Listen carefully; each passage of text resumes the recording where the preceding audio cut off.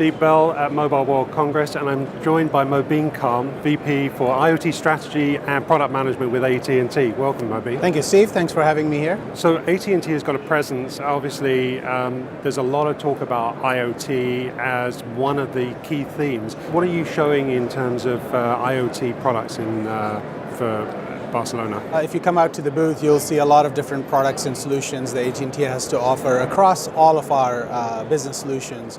Specifically in IoT, there are three types of solutions that we are offering. At the connectivity layer, connectivity management, we're talking about our service management platforms like Control Center, and the new announcement is around multi-network connect. So think about connected cars all over the world, connected to perhaps different types of networks, different types of communication media, and multi-network connect allows you to give a single pane of glass to manage all of your communication needs.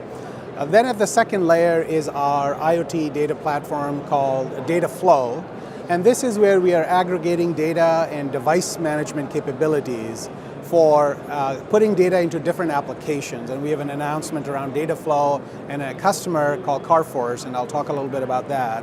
And then the third layer is around actual end-to-end applications.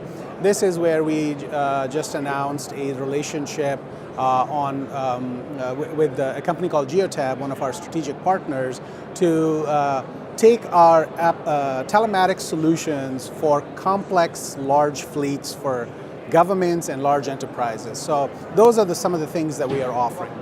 So going back to the first one, the sort of global platform, there's a lot of discussion about 5G, there's still a lot of discussion about LTE, M, and narrowband IoT, and obviously there's LTE for the vehicles. I mean, is this an issue in terms of confusion for customers? Should they be waiting, or does the platform help manage that complexity?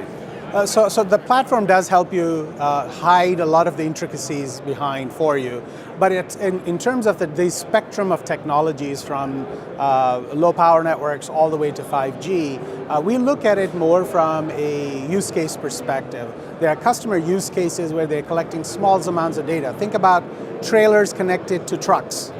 Very small amount of data, perhaps once a day or once an hour. And LTE-M is a perfect technology for that kind of a usage.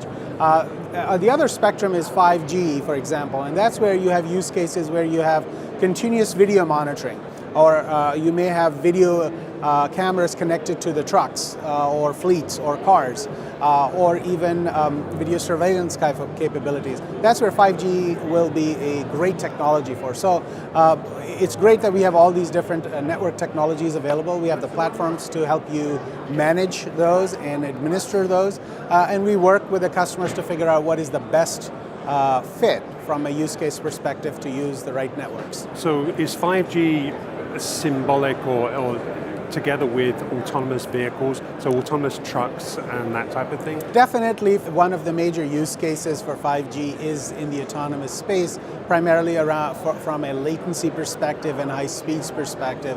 There are many ways you can address the needs of an autonomous vehicle. You know, from a car-based autonomous solution all the way to a network-assisted autonomous solution and a network-run autonomous solutions. And having a faster network with low latency definitely supports the autonomous vehicle case. Thanks very much, Mobeen. I really appreciate the update. Thank you.